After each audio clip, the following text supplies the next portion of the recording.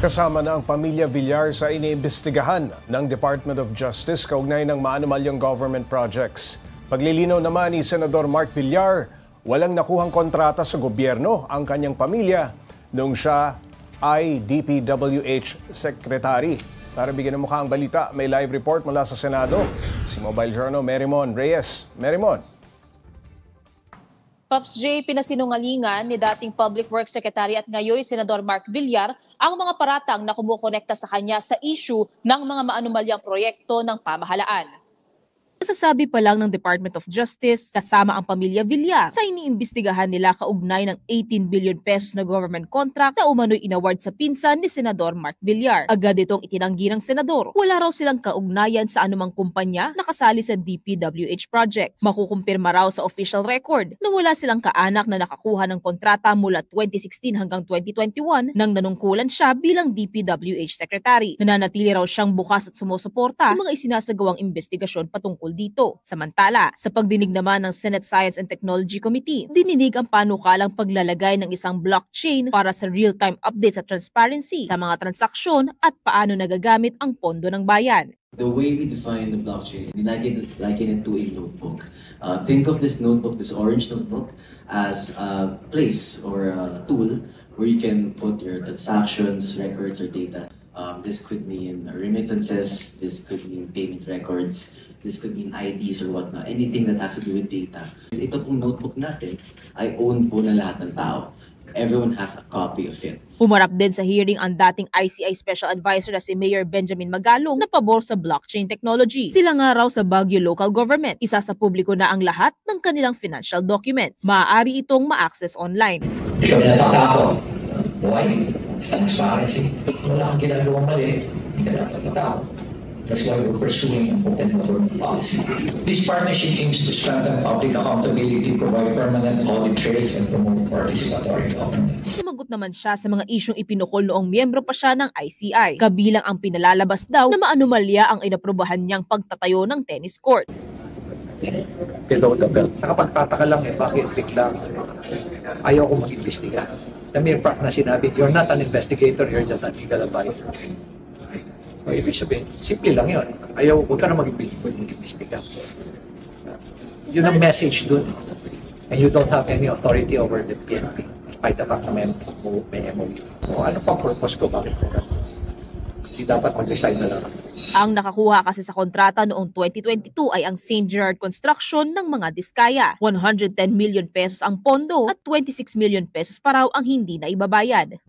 At 2022 yun, wala pa kaming alam dyan sa mga St. Gerard na yan, o mga Timothy na yan. Wala kaming kaalam-alam sa kanila. Mga Diskaya, wala kaming kaalam-alam na maraming mga kalokohan pala sila. Pops J, dagdag pa ni Mayor Magalong, gayon pa man, etiwala pa rin daw siya sa kredibilidad ng investigasyon na ginagawa ng ICI. At sabi niya pa, wala na raw silang komunikasyon ni Pangulong Bongbong Marcos mula noong nag-resign siya. Pops J. Merymon, nasabi ba ni Mayor Magalong kung sino yung pumipigil sa kanyang mag-imbestiga nung siya ay special advisor to the ICI pa? Pops J, kanina kasi nung tinatanong niya ng media sa kanya, umiiling lang siya at ngumingiti. Ang sabi ni Mayor Magalong, ayaw niya na raw kasing balikan na yung panahon na yon. Pero ito, yan na lang daw yung kanyang mga naging komento na nagkaroon ng biglang pagbabago sa ihip ng hangin. Pero wala siyang ni-name drop, Pops J. Merymon, yun bang kinwestyong pasilidad sa Baguio na kompleto na ba yun? Pops J, tinanong natin kanina kay Mayor kung terminated na ba yung kontrata nito. So far, ang sabi naman niya, hindi pa raw terminated kasi baka magkaroon ng problema doon sa paghahabol. So ngayon, ang ginagawa nila is yung paghabol doon sa finishing. Kasi ang sabi naman ni Mayor, wala raw problema sa struktura, pero namadali yung finishing nito. Kaya nagkaroon ng pagtutuklap doon sa flooring, maging doon sa parking space, doon mismo sa tennis court. And yan yung pinakahinahabol nila kasabay ng investigasyon na kanilang ginagawa doon sa proyekto, yung oversight na nangyari sa kanilang engineer daw at maging sa kontratista, yung St. Gerard Construction Company na pagmamay-ari naman ng pamilyang Diskaya. Pops J. Merymon, kay Senator Mark Villar naman, paano raw niya planong tumulong sa investigasyon?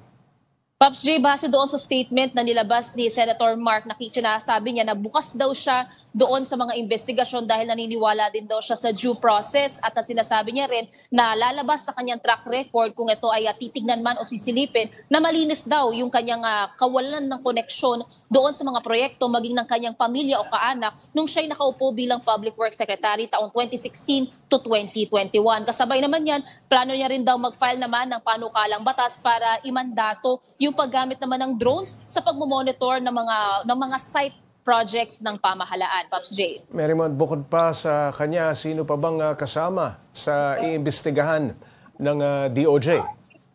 Pops J, sabi ni Justice Secretary Crispin Remulla, bukod sa kanya, titignan na rin ang kanyang kapatid na si Senadora Cynthia at ang kanilang ina na si dating Senadora ang kanyang ina na si dating Senadora Cynthia Villar at kanyang kapatid na si Senadora Camille Villar dahil nakikita nila itong possible conflict of interest umiikot sa kanila, iisang pamilya lang daw sila. Abot pa nga ng third consanguinity kasi pinsan nila mula Las Piñas yung kontratistang nakatanggap ng bilyon-bilyong pisong worth ng government projects. Kasabay naman dito sa pamilyang Villar, meron na rin mga kontratista silang iimbestigahan o mga kongresistang may kinalaman dito sa maanumalyang mga proyekto. Pops J.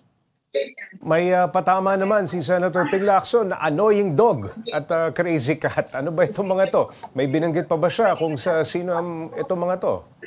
Pops J, tulad sa mga lumipas na araw, cryptic pa rin itong mga post ni Senate Blue Ribbon Committee Chairman Ping Lacson online. Wala siyang name drop pero ito kasing pagpo-post niya a day after naman noong nagsalita si Senator Rodate Marcoleta sa pamamagitan ng isang privilege speech tungkol naman sa naging komento ni Senator Ping na sinasabing parang nagiging involved ang halos lahat ng mga senador sa 19 Congress doon sa abot 100 billion pesos ng budget insertion sa panukalang pondo year 2025. Pero so far, wala naman siyang nine-name drop Pops J sa mga lumipas na araw. So titignan natin kung ano bang magiging engagement niya o interaksyon sa ilang mga senador dito ngayon sa Senado. Pops J. Isang senador ba yan? Tsaka isang kongresista, Marymount?